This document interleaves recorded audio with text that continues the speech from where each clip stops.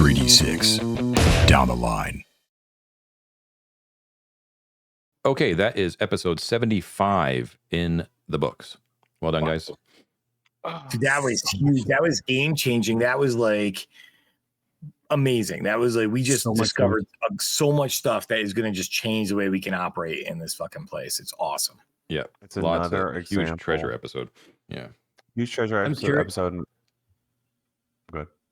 I'm just curious, like with all the total, like we haven't done the math yet, how this total of treasure stacks up to the hoard that we went through so much trouble to get. I think it's about 35,000, Matt, just eyeballing like real quick, like, and that's like, I'm just doing the mental calculations in my head. I'm betting it's between 30 and 35,000. And that is a shit ton of XP right there. Yeah. It's so amazing. Like, I was here. If I was here with Wolfhard instead of Avaricios, I would be in the same boat as these other guys with a total XP waste territory. Avaricios might be the only one who can absorb like that much and still not being close to wasting it. Yeah. But you still need it too. You know what I mean? Like every little bit counts, especially at those higher levels. You need those big infusions of XP, Yeah, it'd be the only way to get there. And the other thing too is with Feats of Exploration, Matt, like your Avaricios is making that huge for people. His deficit's like 40,000 or something like that. It's 50,000. It's 50,000. And then there's everybody else's. So like the FOE divisions are massive whenever you're part of the party. You and Mort whenever you guys are part of the party. Yeah. I deliberately took Breggy tonight just because I was expecting us to have a treasure haul, and I would like to get another character that's not like, lingering on second level. Yeah, smart. But Matt, you are super lucky that you did not have Wolfhard. Yeah. Because he'll never go on those teleport carpets. Yeah. True. Screw those things.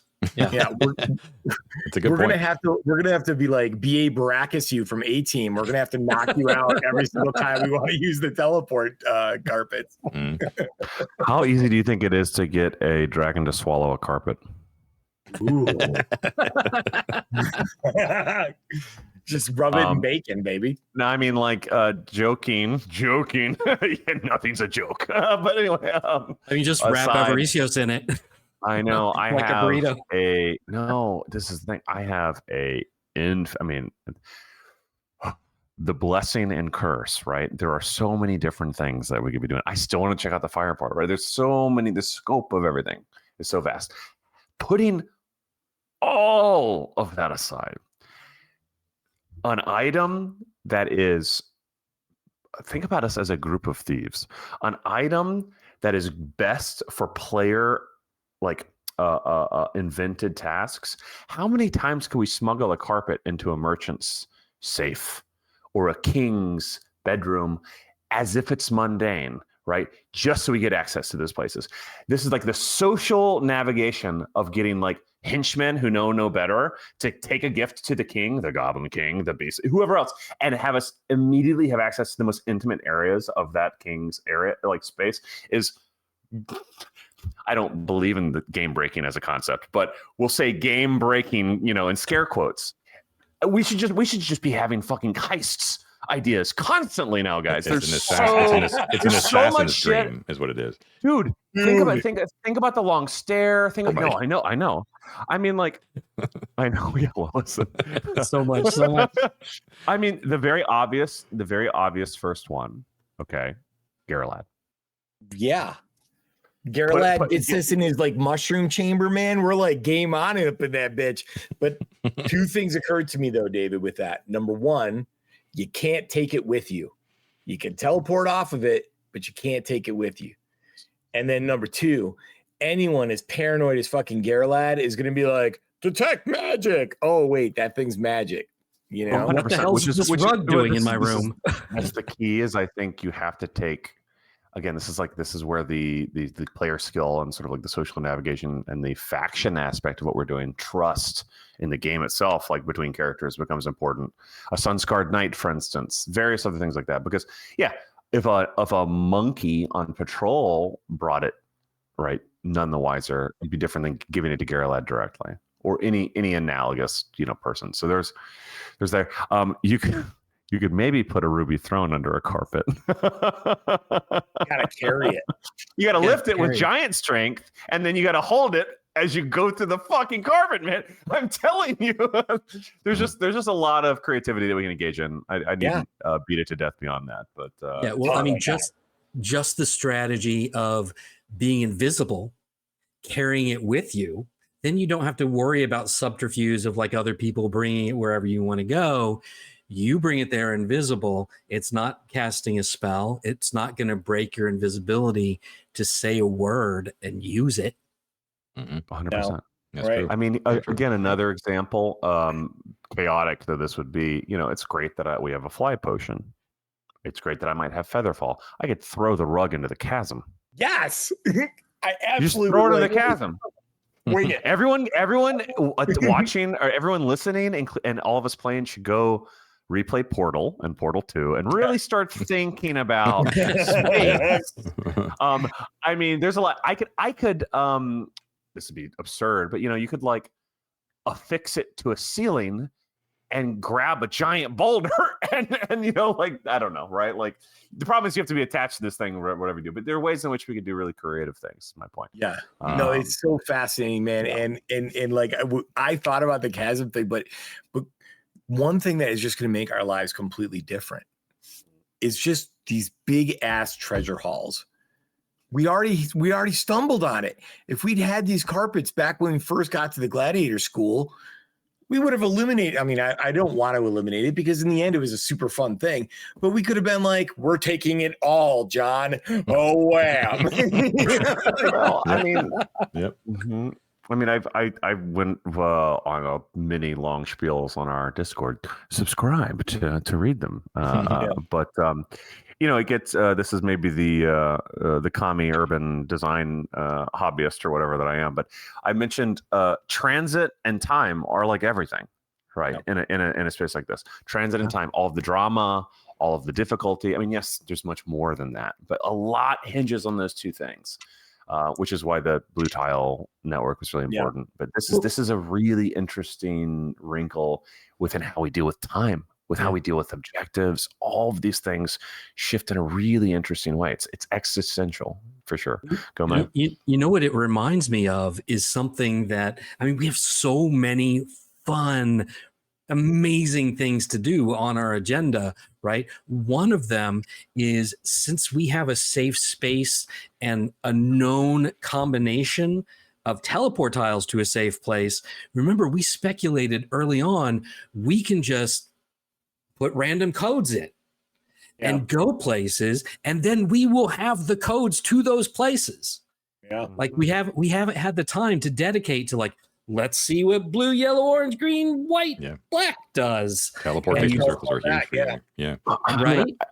I'd really sorry. Go. No, I was just like, that's huge. And there's so many things. And now don't overlook like this other amazing thing we found, knowing that there's that secret door behind one of these horns that leads to the, possibly the circlet that we need. We can go in there. We can use the rugs to just empty that place out, and you're done. I mean, forget about like, go ahead. What about this? What about using it for ambushes? Like, right. Like Gerlad sees us. We are running. We throw down a rug. We say violator or whatever the hell it is. Great He's dead. Gerlad or however many monkeys he comes through with us come through to be surrounded by 1,000 fucking goblins with arrows at them. Right? Like we can mug that motherfucker right there. There's and that's awesome. That's I awesome. mean, like you said, I just have Mort grab onto Gerlad's back, lift him up. And again, we could go forever, but fire portal to the inside of a spaceship. Yeah.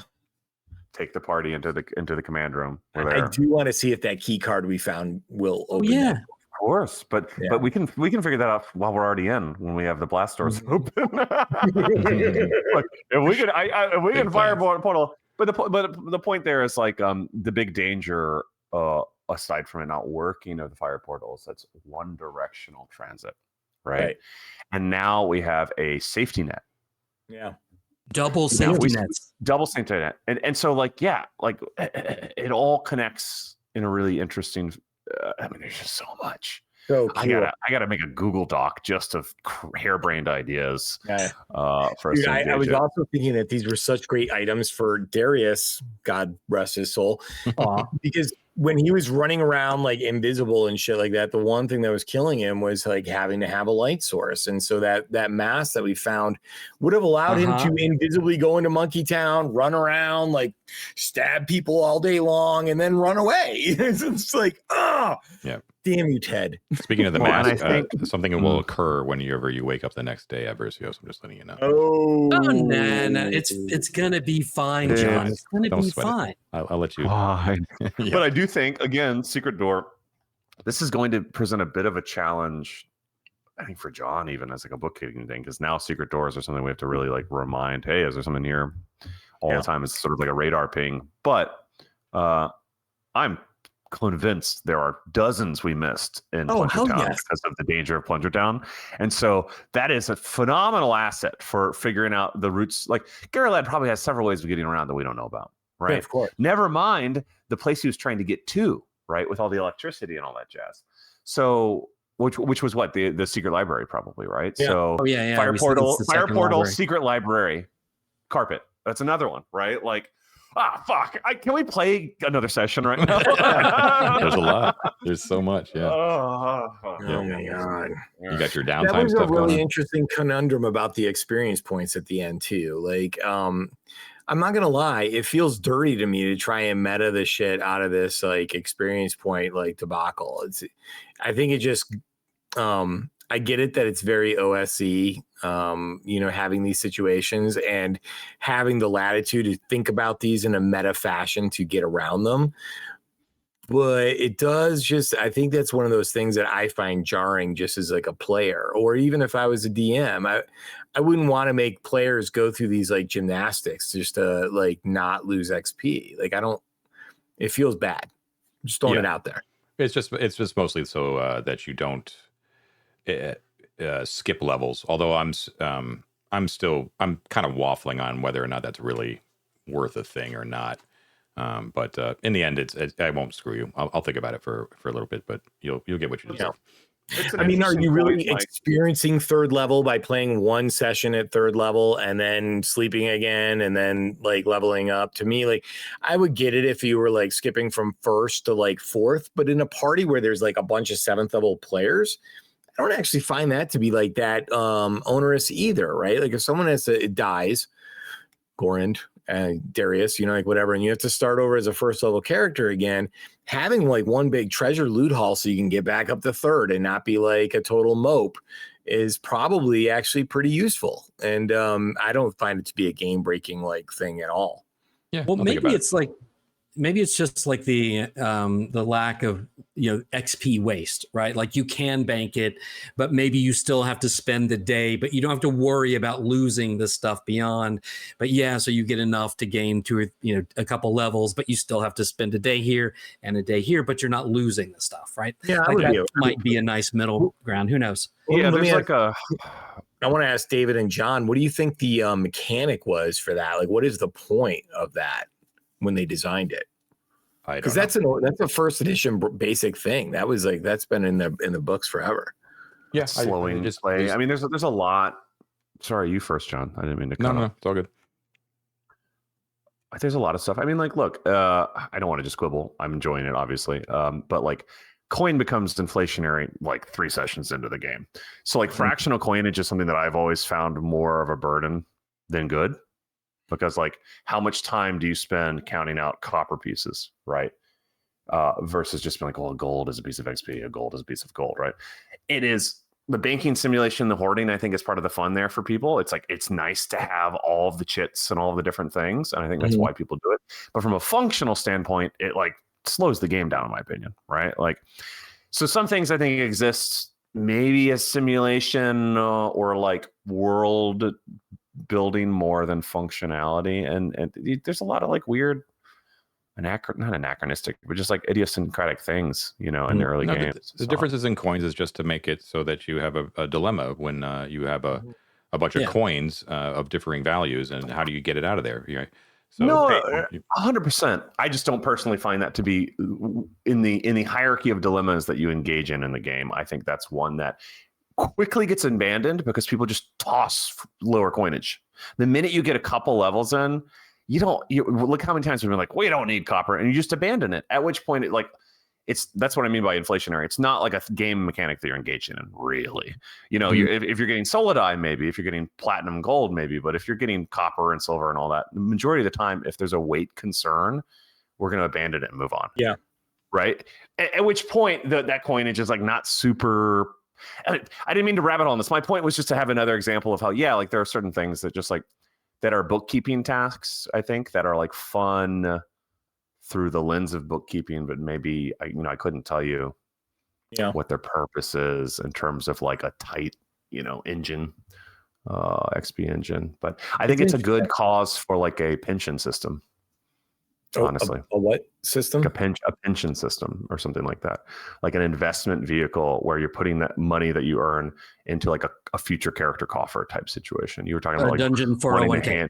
Yeah, you were talking about like having the desire to like, if you make a new character, level quickly, right? Mm-hmm. Like maybe there's a way to bridge the gap between a limit per session and some sort of percentage lost in investment that removes that limit. Again, this gets quibbly, that's like super in the weeds.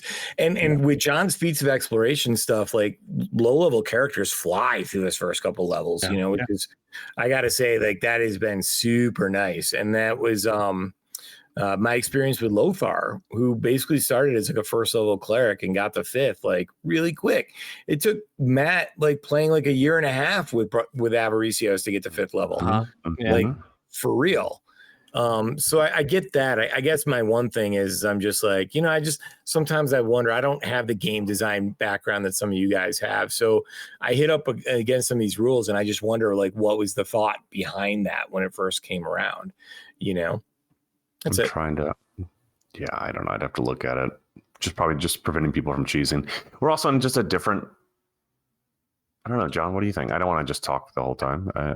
I don't know. I mean, fair enough. It was just a rule, and I was like, "Oh, that makes sense." It's like you don't. I stumped the sage. That's awesome. Okay, well, you don't skip levels. That was sort of like the intent. I don't think they thought about it any more than that. They were just like, you go up one level at a time.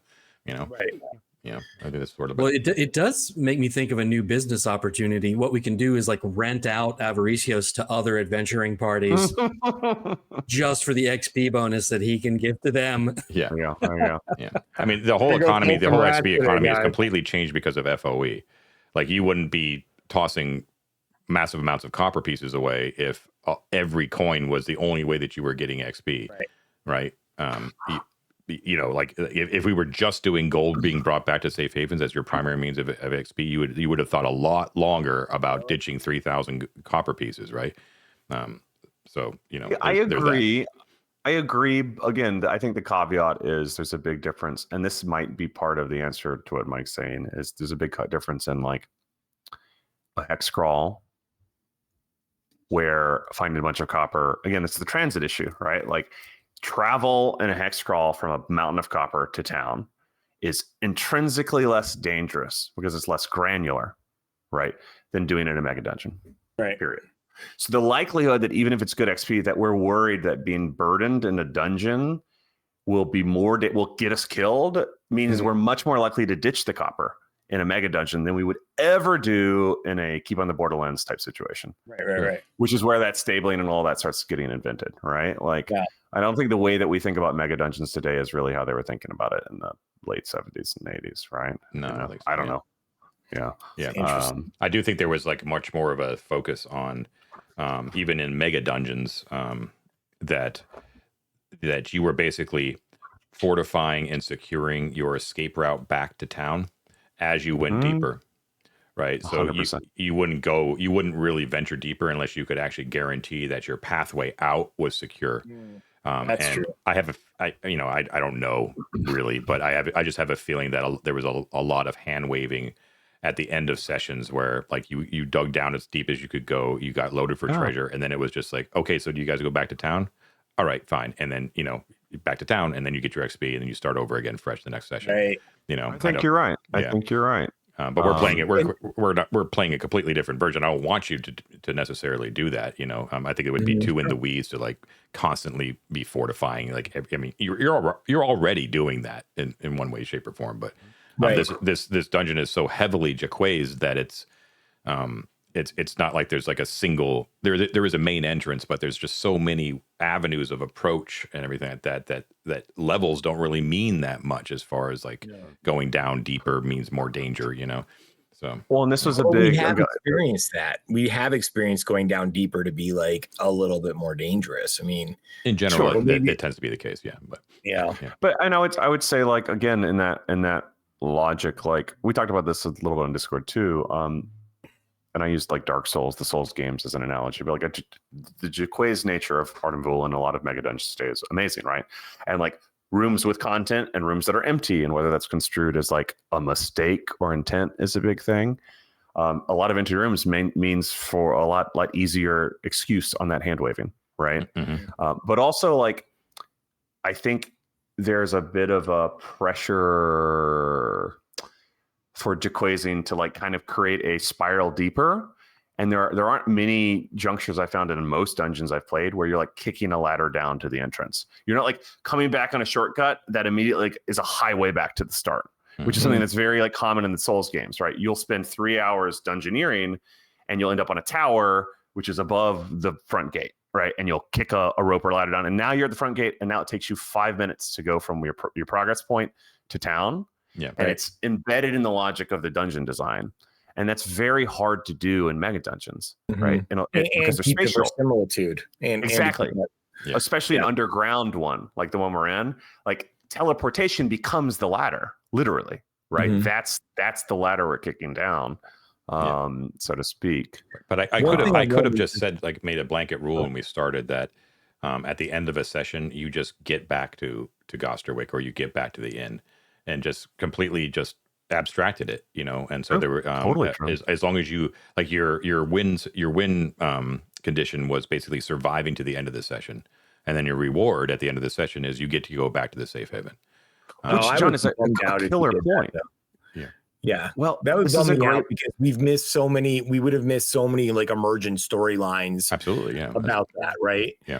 And sorry, David, go ahead. I didn't mean to cut you off. No, I've talked a lot this go around, so please go. One thing I want to bring up then too is that I feel, and this is yet another thing that we have to add on to our thing, we have underutilized the massive amounts of wealth that we've garnered at this point, right? Like, so to your point, John, if there is like an opportunity, if like the original intent for Mega Dungeons was to be fortifying and expanding and taking control of areas as you go, how would we utilize that wealth, which is a shit ton, to create that power base, right? We have literally probably like close to 100 when we get this shit back to town or get back to Safe Haven, 100,000 gold, which I think is enough to make a keep if one of us could do that, right?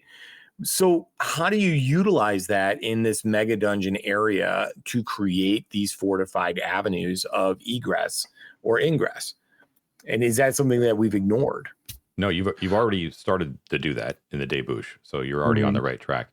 I mean, obviously, it's a little bit different expectation because how you want to spend that quantity of gold within a mega dungeon environment is different than what the expectation was with the platonic ideal of a mega dungeon. It was sort of, a mega dungeon was somewhere that you would dip into every once in a while when you're feeling that you wanted to do some dungeon adventuring, but it was just sort of like a stop. You would go back out, do some more wilderness travel, go get involved in other dungeons and stuff like that, and then dip back into the mega dungeon whenever you felt like you wanted to go back into it. Yeah. We're playing a different campaign than that, right? Under the normal circumstances, you would go back out of the dungeon and you would use that big loads of money to create strongholds and move into like the ladder game, right? Like the end game of D&D, right? But you can still do that, if you have the wherewithal, if you want to do that kind of stuff, but. We're kind of in uncharted territory here, though, because you're going to have these vast sums of money. I'm trying to keep you guys in the mega dungeon, or at least nearby, and so you're going to have to come up with creative ways in order to spend that money. You've already done downtime stuff that you've got actively going on, which is really good. That costs a lot of money. And then you also utilized a great deal of money in sealing the deal with the king, with the Goblin King. That's the kind of stuff that I would look for, that I would suggest that you spend a lot of that money on, is building relationships, doing favors, that sort of thing.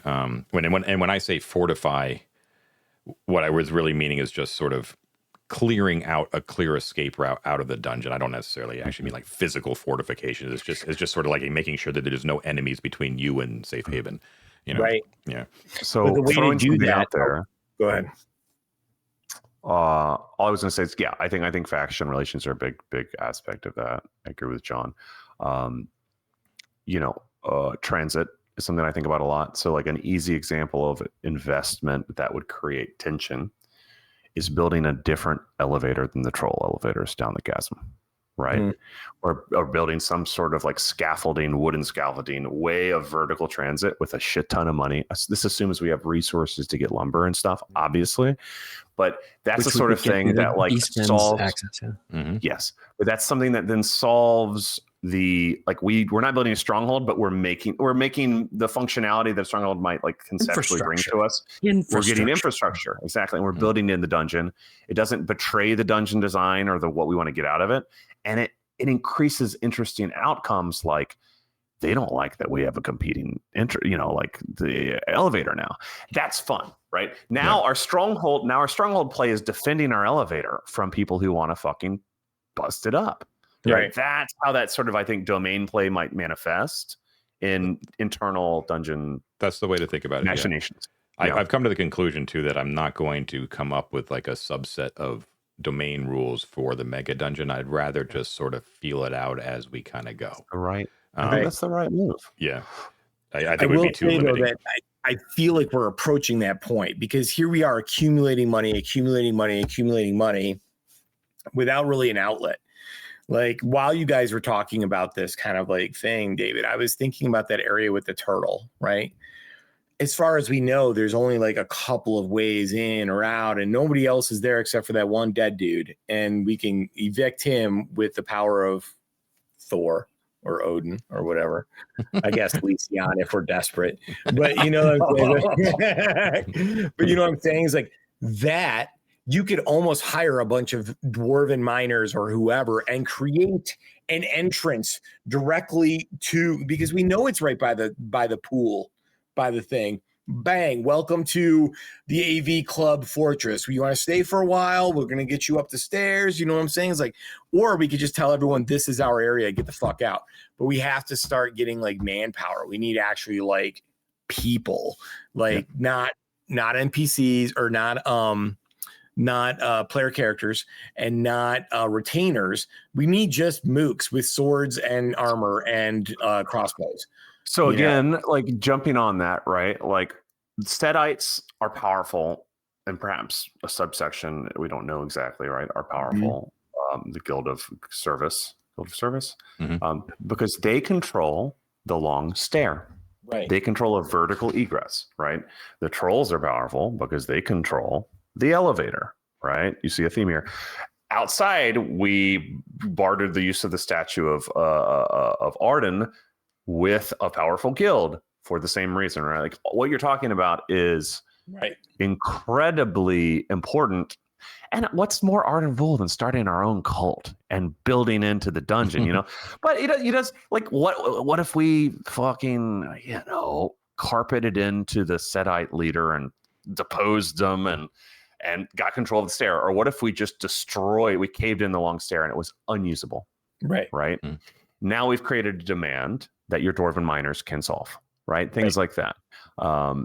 It's a different way than probably anyone would engage with a dungeon like this, or even maybe it was considered within the design. But the way that and John has done a really good job at like accounting for our like crazy ideas, changed it over time, almost begs that, right? It's part of the core relationship of the dungeon. The limit, like go for it. Yeah. Like, I mean, you're one thing that's curtailing you right now is just Cross is dominating the top space right now. So you're gonna have to figure that out as far as like supplies and mooks and all that sort of good stuff. Another point though that was assumed with the original game too was a lot of that huge amounts of wealth gets poured into magical research. I can't tell you guys enough that is an important thing. I know that you're extra worried. This ties into what we were just talking about, the fact that the things that you guys have done in the dungeon have affected and changed things, and so time is always a big thing, right?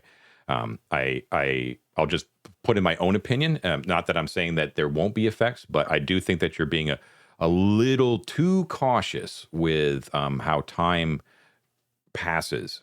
I want you guys to engage with magical research. It's a core feature of those classes, and you can really bring your creativity to bear. And a lot of times, the only thing that would stop it that stops people from doing it is the money issue.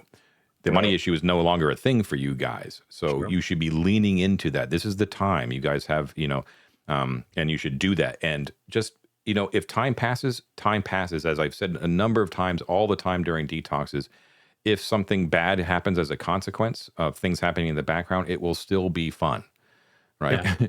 So it doesn't really matter in the long run. No, you're right. You're absolutely right. The only thing that would really actually negatively impact the game, as far as our fun quotient, I would be, and I hate to say this, but but if the Goblin King suddenly decided that we were no longer useful because we were sitting up in the debauch area for 3 months writing scrolls, right? Because then we lose our safe area, and then magical research and our wealth and everything else is all sacrifice. I would telegraph it to you guys. I think I've been pretty good about telegraphing what the possible consequences of time, long spans of time happening, and I would let you know. When our alarm starts sounding, I would just be like, hey, if you do that, this might happen. And I've been doing that constantly throughout the campaign, so you kind of know what the stakes are. So I don't think you have to worry about that particular one, Mike. And with if I understand correctly, because again, I'm trying to wrap my head around it and make sure that the downtime is spent meaningfully. The work that we're putting in and the time that we're putting in on the shrine that Avaricious is making, that is a place once it's finished that is suitable for doing this magic research for clerics. Yes, for clerics. For okay, clerics. Yeah. So we need to come up with something that. Similarly, I'm guessing that would be appropriate for the magic users to do as well. It's a whole different field of study, right? Because yours is much more focused on ritual and prayer and stuff like that. So you've got there are a couple places that you've seen that are almost tailor made for that. Yeah, you've the magical lab on Plunger Town, right? It basically has everything you need. You could literally just convert that over. It costs almost no money, right? Well, a good example of, because I've been thinking, I had a long flight. I was thinking about magical research stuff, and I was thinking about how useful beyond water breathing, something like a diving bell spell would be, something that creates a spatial, whether it be a bubble. We could probably architect a diving bell without magic for what it's worth. But I say that for things like the turtle room, and also things for hidden places. Right. Hiding something within a water, space is an incredible level of security, right? Well, or building a tunnel out to the lake and being the tunnel and being able to do that because we have magic to breathe while we're constructing it or whatever. That's a good synergy between these two things that John's talking about, and what you're talking about, Matt. Also, like Elizabeth can, I don't know if she can do it right now or she'll be able to do it soon. She can cast water breathing, so she should be able to write. Make scrolls of that or create potions of that in the right circumstance. So there you go. Right? She makes a few of those and we're good. Yeah, totally. My main point is architecting a passage that isn't filled with water requires vacating that passage of water. Right. So that's hence the diving. But all I was saying is in the way that they drain out pillars for a bridge, right? You have to a Red Sea spell. Yeah. Yeah. Literally, if we want to build a stone tunnel or whatever, right, where people can traverse without water breathing, that would require some way of moving water. It's a really, really fun aspect of the game. It really is, because it's magic. So it's just a matter of developing the mechanics for each spell and how much it would cost. So it's sort of you would basically say I want to do this spell. And then I would say, I think that feels like a level 4 or level 5, then it's going to cost this amount of money and this amount of time. And that kind of stuff. And then voila, it kind of happens. You just have to be okay with the time being spent to do it. 100%. Right. Yeah. I mean, another good example, like the mask, we got the mask, so it was not worth it anymore. But Mike did a great thing with his torch and the wind to find a secret door today. Right. Mm-hmm. I was thinking, wouldn't it be cool to use, like, whether it be sonar or wind, like use a wind type spell to discern all passage of wind in a room, right? Like that could be a very quick, like, oh, that's how you find secret doors anytime you want to kind of thing, right? And it's doing it in a creative way that isn't just like detect secret door, it's like environmental, et cetera, et cetera. I don't know. I think I've had a lot of success using that trick in the last couple episodes. You have. It's very smart. Which has been great. So, all right. Yeah. This is good. I think we'll probably stop it right here.